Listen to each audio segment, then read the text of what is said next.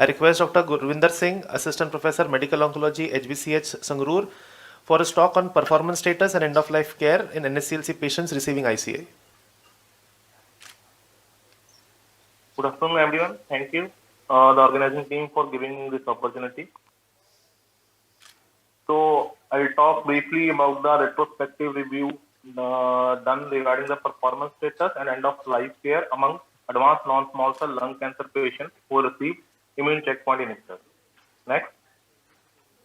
So, as we already know, as immune checkpoint inhibitors have changed the therapeutic landscape of advanced non-small cell lung cancer patients, but most of the phase 3 trials, they have taken patients with performance status of 0 or 1 into the entry. So clinical trial data suggesting the use of immune checkpoint inhibitors in a performance status of 2 or more is limited. Next, please.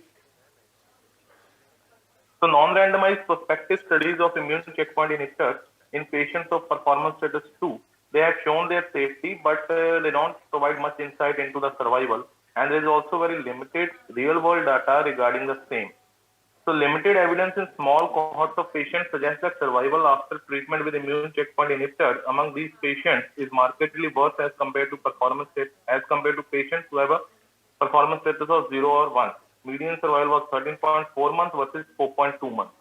Next.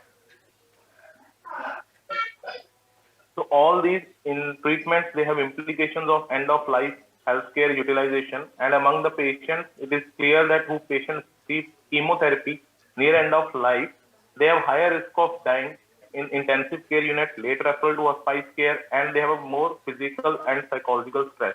Whether same apply to immune checkpoint inhibitors is not well described. Next.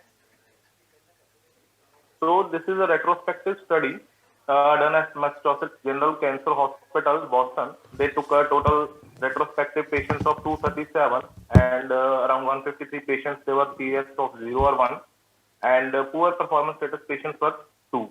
Most of the patients were of the PS performance status of 2. And among patients who have a performance status of 2 or more who received immune checkpoint inhibitors, the median duration of immune checkpoint inhibitor therapy was shorter as compared to patient who have a performance status of 0 or 1. So median was 37 versus 119 days.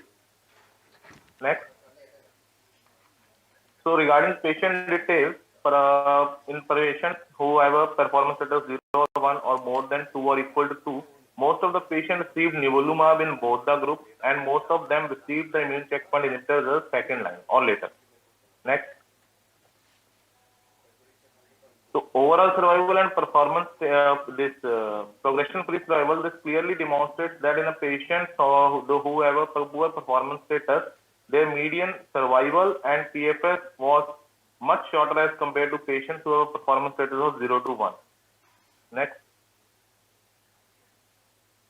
So talking regarding the end-of-life outcomes, so initiation of immune checkpoint inhibitors within the last 30 days of life was much higher in performance status of patients impaired who were performance status of 2 or more, and hospitalization of these patients was also higher as compared to patients who have a good performance status.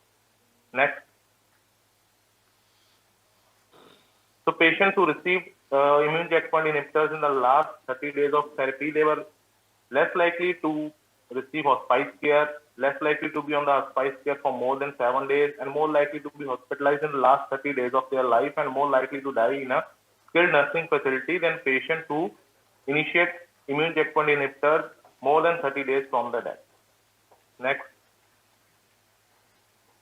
So this and other retrospective reviews, they demonstrate clearly that survival of patients receiving immune checkpoint inhibitors in impaired performance status is poor, and this collective evidence helps clarify that survival outcomes from pivotal phase 3 trials, they cannot be generalized to all the patients, and therefore such caution should be used in counseling the patient regarding immune checkpoint inhibitors in advanced non-small cell lung cancer patients who have impaired performance status.